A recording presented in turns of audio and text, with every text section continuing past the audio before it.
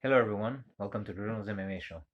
So, there's something I wanted to talk about because I think I noticed something and I haven't seen any website about MMA pick it up. I haven't seen anyone run with it other than people who commented. On Ben Askren's Instagram account, he has posted two things recently. One was a picture of him kind of like sticking his tongue out, and next to it, when George Masvidal knocked him out with a flying knee. And he wrote, and I'm paraphrasing, sometimes life hits you hard. When that happens, dust yourself off and keep moving forward. Something like that. I'm paraphrasing. Or maybe I got it for word. I don't know.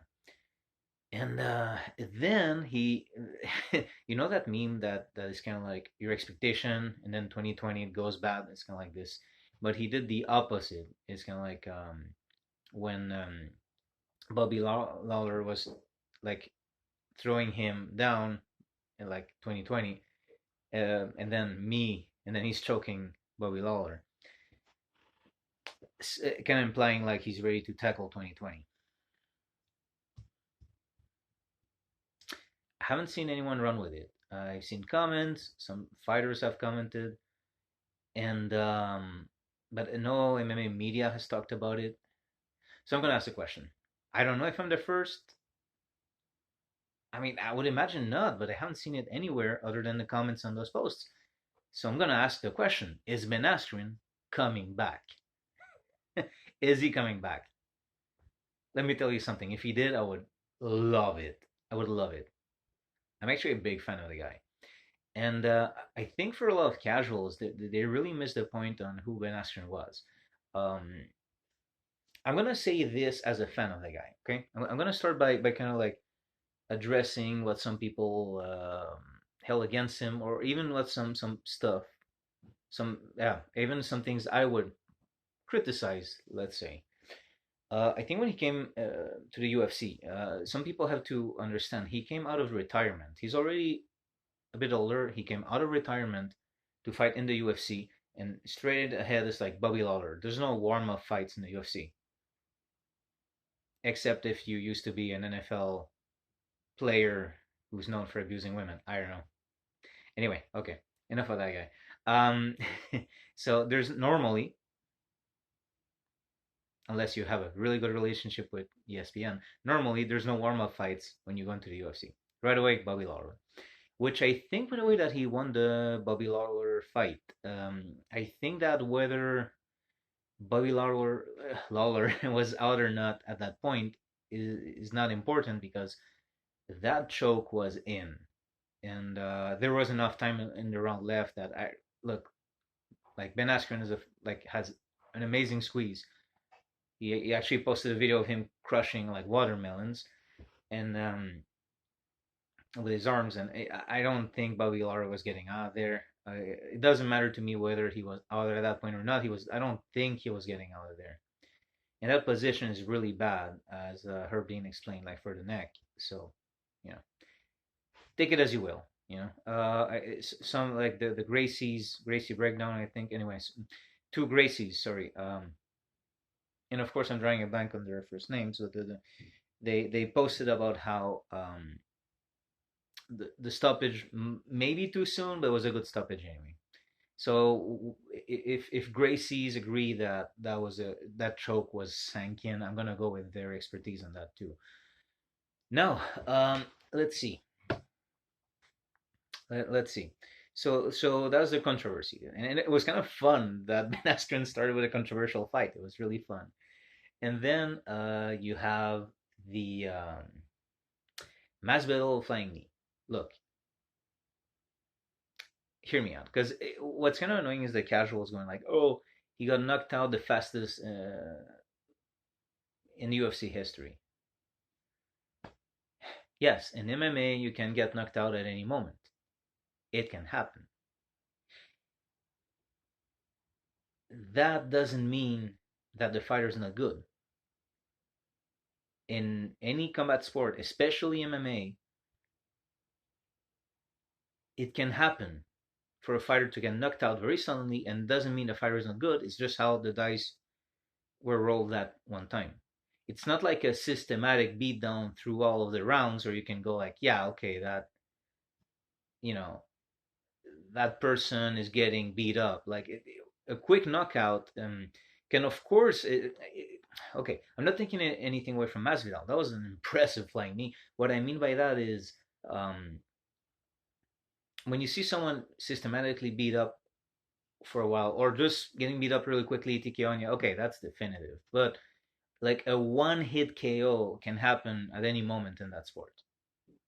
Can happen in boxing, can happen in kickboxing. But I mean, in MMA, it's like very unforgiving. There's no 10-second count. There's not that Ben Askren was getting up from that flying knee, but you know what I'm saying, right? So, very impressive from Masvidal, but I don't think it takes away from Ben Askren. It takes away in the sense that Masvidal won that fight for sure, undeniable.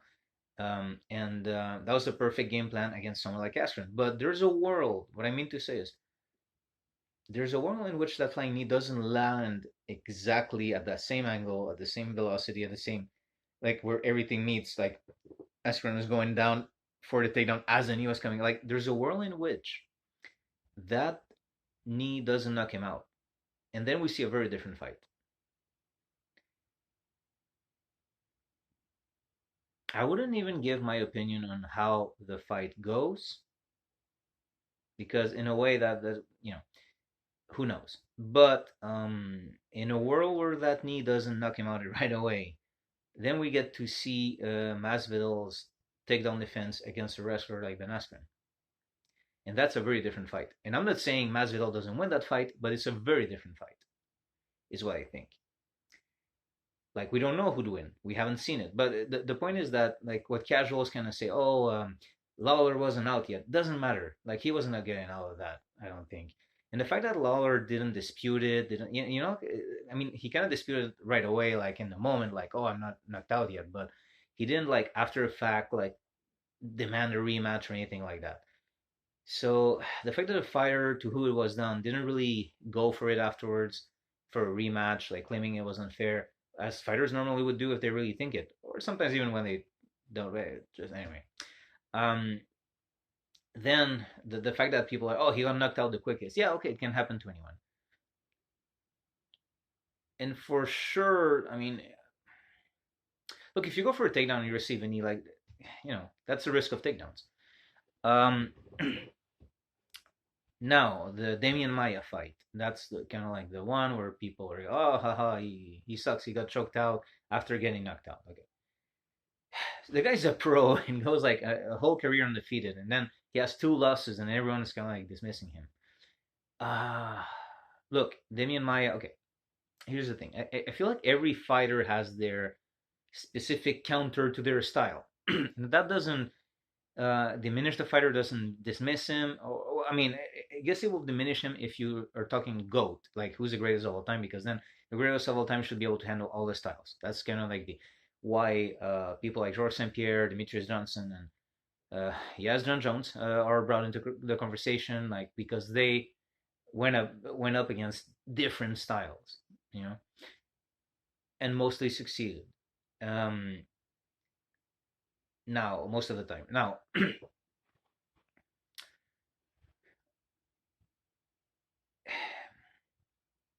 let's like, I'm not saying Ben Askren is the greatest of all time. I'm just saying like the way he's being seen by a lot of casual fans and even fans who should know better is completely wrong.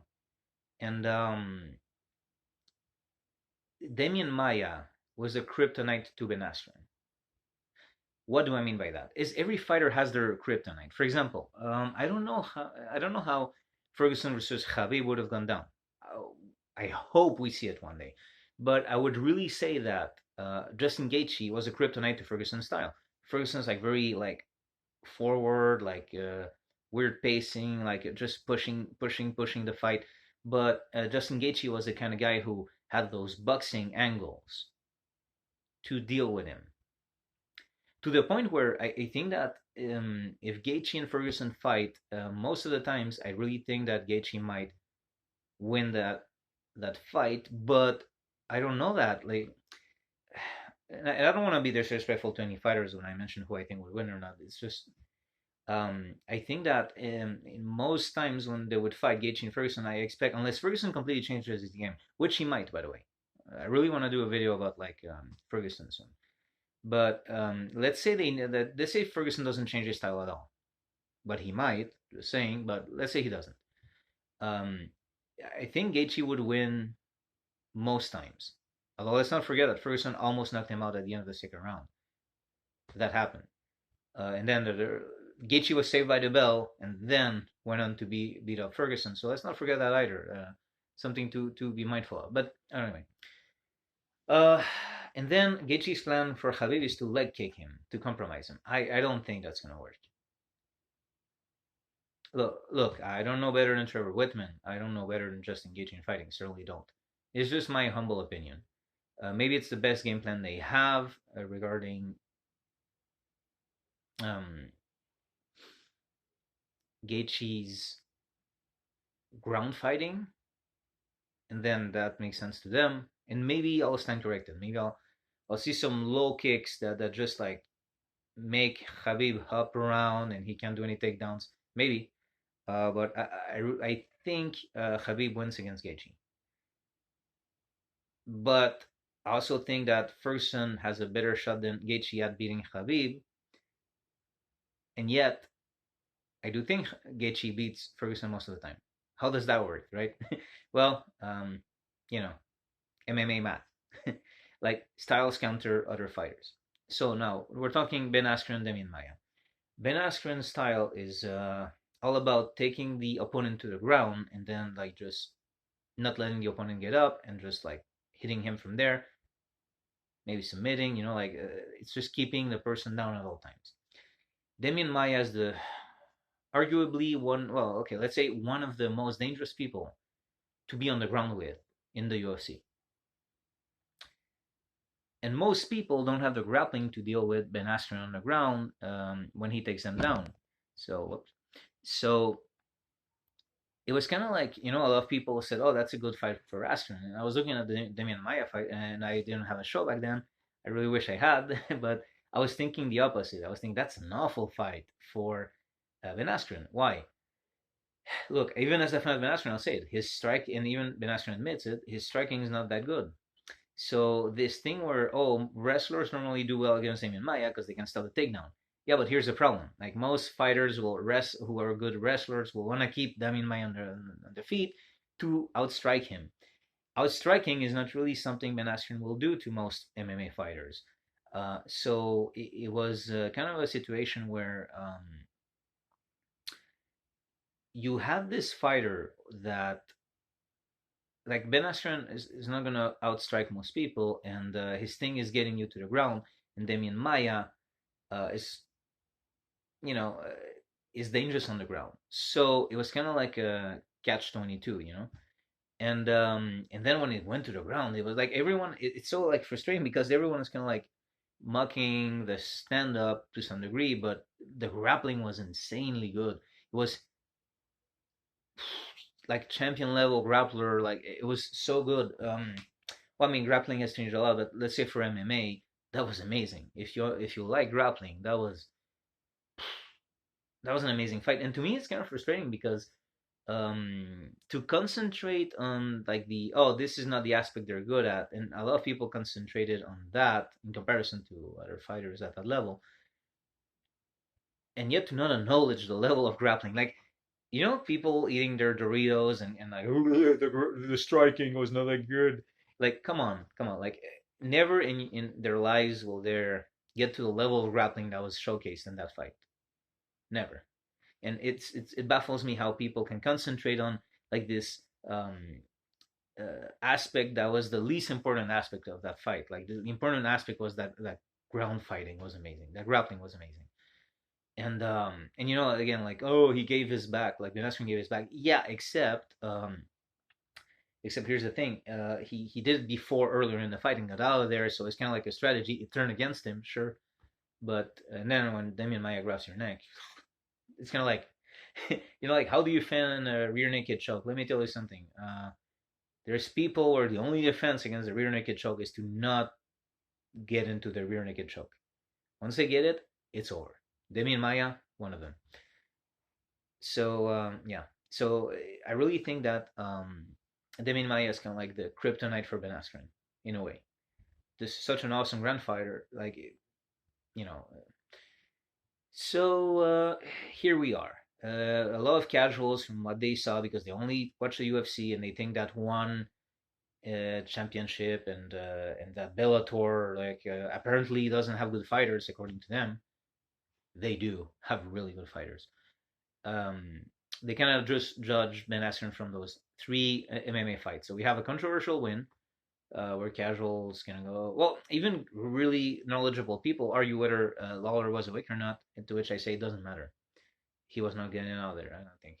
Then you have the Masvidal knockout, and yes, definitely a Masvidal win, but it doesn't mean what a lot of people are saying it means. The fact that it was a quick knockout is just like that was an amazing flying knee from Masvidal. It doesn't mean Ben Askren is no good. And then Damian Maya, okay, 100%. Okay, that was a loss for Ben Askren. That was a loss for Ben Askren, 100%. But Damian Maya is really his kryptonite. Like that's how I see those styles meeting up. Um, and then we learned that Ben Askren had a hip that was hurt, and so who knows in a world where his hip wasn't hurt, and then he announced his retirement. But for a competitor like Ben Askren, it has to hurt that people don't know his, like the casuals or most people, like they have this perception of him that's like for someone who was a champion in two major organizations, like undefeated for the longest time, like undefeated. Arguably, he only got defeated after he was past his prime, and for them to kind of go, oh, because the UFC is another level, like that shows like he's no good. No, that's not what it means.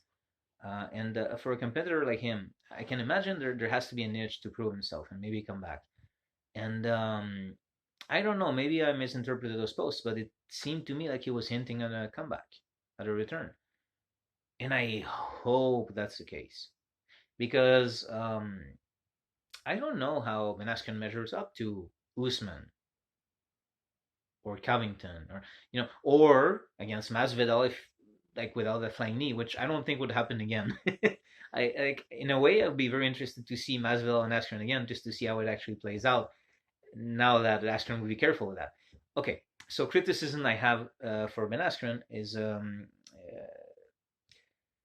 I think the criticisms I would have for him is I think that Ben Askren always counted on his grappling to a point where he neglected his striking. That's one thing. Um, Even though I think he's amazing and accomplished great things, that's one thing I think. Also, there's a level where I think maybe he did underestimate his opponents going into the UFC because he was undefeated for the longest time ever. I guess sometimes when you don't face hardships in that level in in a specific sport, there was this level of when Lawler threw him on his head. I think he didn't expect that, and then but he still won, right? So and then Masvidal knocked him out. So he did.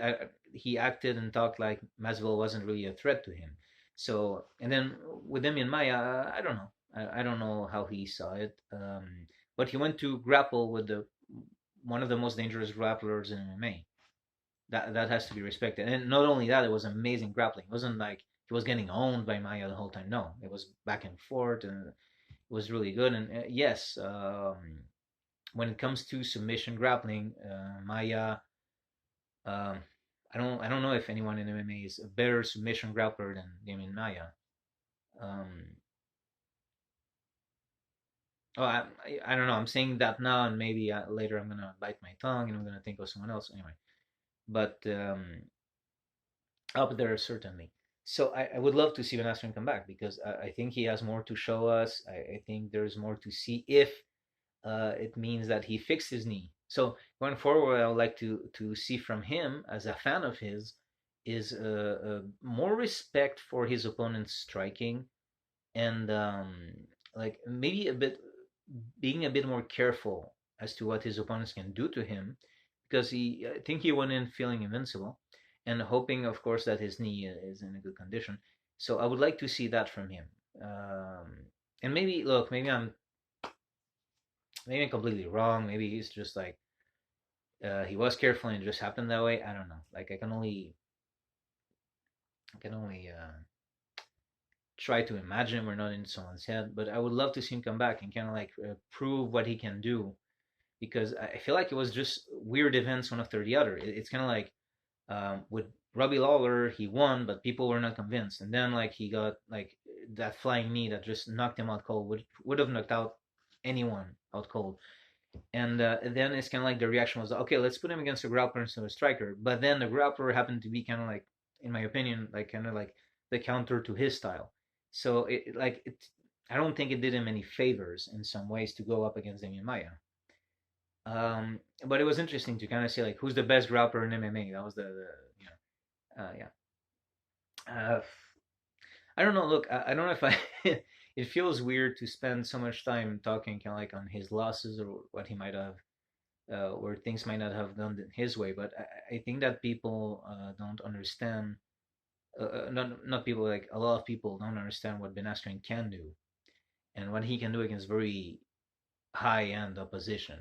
Um, I think there's circumstances just like weird win where I'm sure if Herb Dean had waited longer, Robbie Lawler would have been out, no controversy, and maybe even Robbie Lawler could have gotten really hurt in the neck, horribly so. And I tend to believe, and Askren said he was starting to release it when he saw Herb Dean come back, so maybe that gave some time for Robbie Lawler to come back to his senses too. The fact that Robbie Lawler never asked for a rematch, maybe it could be many things, but certainly normally fighters like are very eager for a rematch when they feel like the stoppage wasn't just.